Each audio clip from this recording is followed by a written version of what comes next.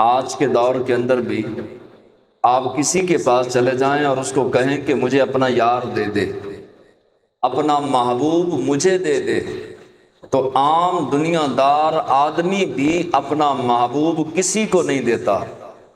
رب نے اپنے حبیب علیہ الصلوۃ والسلام کی ذات والا شان کو شان محبوبیت اپنے پاس رکھ کر ہمیں عطا فرمائے، اور فرمایا کہ اب تمہارا کام کیا ہے، اب تم نے کرنا کیا ہے، وَتُبَصِّرُوهُ وَتُوَقِّرُوهُ وَتُسَبِّحُوهُ بُكْرَةً وَأَصِيلًا۔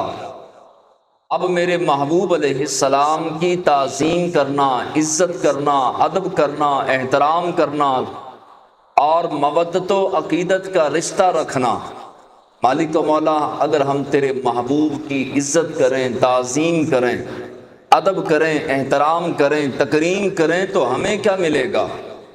رب نے اسی آیت مبارکہ کے آگے فرمایا وَتُسَبِّحُوهُ بُكْرَةً وَأَصِيلًا۔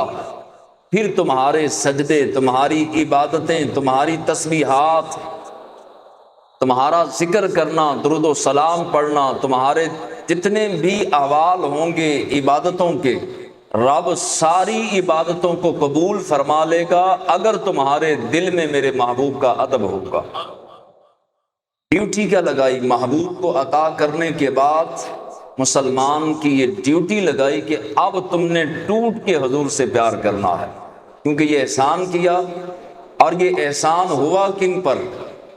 یہ احسان رب نے کن کو جتایا اور کن پر ہوا؟ مومنین پر ہوا۔ لَقَدْ مَنَّ اللَّهُ عَلَى الْمُؤْمِنِينَ اِذْ بَعَثَ فِيهِمْ رَسُولًا۔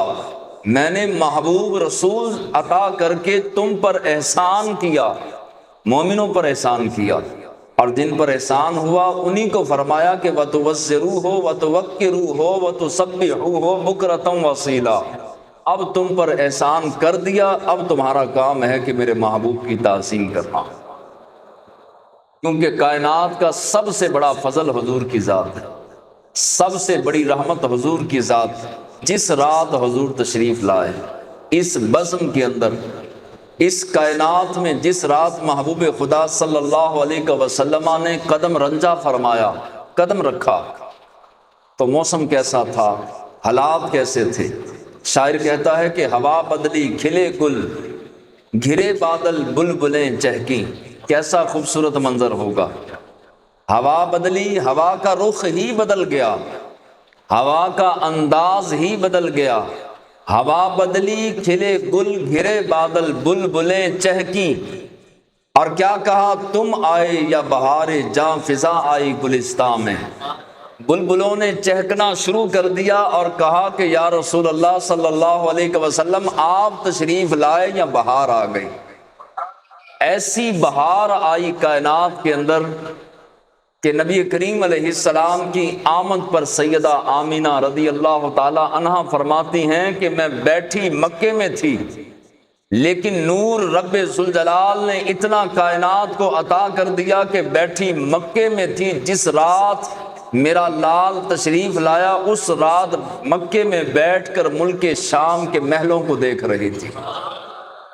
کائنات میں اتنا نور، اتنی رونقیں، اور معاملہ اور حساب و کتاب کیا تھا؟ صبح پو پھٹ رہی تھی۔ ٹائم کون سا تھا؟ حضور جب دنیا میں تشریف لائے، یہ جو میں معلومات عرض کرنے لگا ہوں، یہ ہر مسلمان کو زبانی بھی یاد ہونی چاہیے، اور اس میں سے چیدہ چیدہ جو باتیں آپ یاد رکھ سکیں ضرور رکھیے گا۔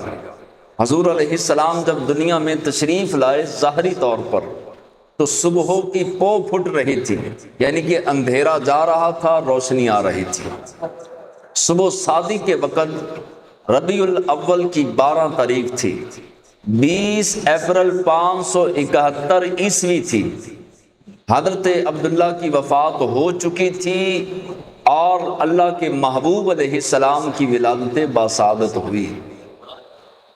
دوبارہ سنیے، صبح کی پو پھٹ رہی تھی، اور صبح صادق کا وقت، صبح صادق کے وقت کو آپ جانتے ہیں، جس وقت میں ہم روزہ رکھتے ہیں، اور روزہ رکھ کے روزے کو بند کرتے ہیں تو اندھیرا جا رہا ہوتا ہے، روشنی آ رہی ہوتی ہے، اس وقت اللہ کے حبیب علیہ السلام 12 ربیع الاول کو اور 20 اپریل 571 عیسوی عیسیٰ علیہ السلام کو جو ہے وہ گزرے ہوئے 571 سال کا عرصہ بیت چکا تھا، تو حضرت عیسیٰ علیہ السلام کے بعد 20 اپریل کو 12 ربیع الاول کو رب نے اپنا محبوب اس کائنات کے اندر بھیجا۔ 3 روز حضرت آمنہ نے دودھ پلایا۔ کتنے روز جی؟ 3 روز سیدہ آمنہ رضی اللہ تعالی عنہا نے دودھ پلایا۔ اس کے بعد حضرت ثویبہ نے دودھ حضور علیہ السلام کی بارگاہ میں پیش کیا۔ پھر 1 ہفتے کے بعد حضرت حلیمہ اپنی آغوش میں لے گئیں۔ 5 سال تک حضرت حلیمہ کی کفالت میں رہے، بلکہ حضرت حلیمہ حضور کی کفالت میں رہی 5 سال تک۔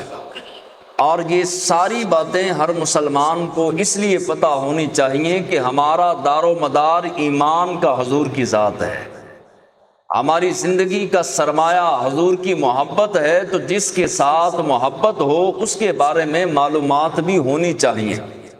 6 سال کی حضور کی عمر مبارک تھی تو مدینہ منورہ کا پہلا سفر کیا۔ حضور کی زندگی مبارک کا پہلا سفر 6 سال کی عمر میں ہوا۔ حضرت آمنہ کی وفات کا سال بھی یہی تھا، ابوا کا مقام تھا، اور حضرت ام ایمن بھی ساتھ تھی۔ ابوا کے مقام پر اچانک سیدہ آمنہ رضی اللہ تعالی عنہا کو بخار آیا، اور بخار کی شدت اس قدر تیز ہوئی کہ آپ نے اللہ کے محبوب علیہ السلام کو بلا کر کے فرمایا کہ ہر نئی چیز نے پرانے ہو جانا ہے، جو اس دنیا میں آیا ہے اسے جانا پڑے گا، اور ہر نفس نے موت کا ذائقہ چکھنا ہے۔ اے میرے شہزادے، میں بھی اس دنیا سے جا رہی ہوں، لیکن یاد رکھنا نہ ہی میرا نام مٹے گا نہ ہی تیرا کام مٹے گا۔ میرے شہزادے، جس کے بیٹے محمد جیسے ہوں ان کی ماؤں کے نام مٹا نہیں کرتے۔